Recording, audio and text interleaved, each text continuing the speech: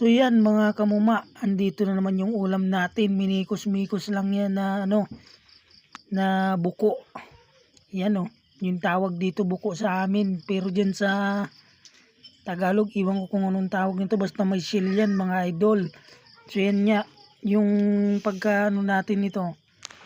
Minikos-mikos lang yan. Tapos lagyan nyo ng sangkap.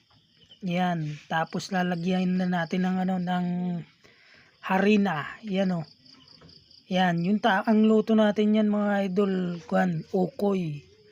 Yan si Irmana nga dyan yung gumagawa. Ayan Tapos mikos-mikos na naman natin mga idol. Ayan Ayan, tas yung magluluto niyan.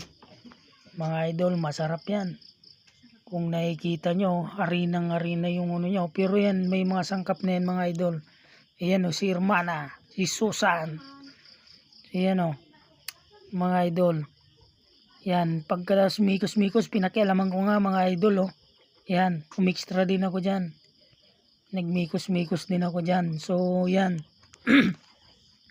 Kung nakikita nyo, talagang kapit na kapit yung harina dyan mga idol. Yung tawag dyan dito sa amin, buko mga idol. Yan buko.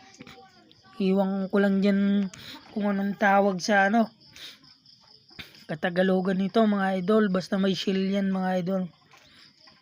Buko o kaya tagparak ang tawag niyan dito sa amin sa Bicol mga idol. So yan, bye-bye po mga idol.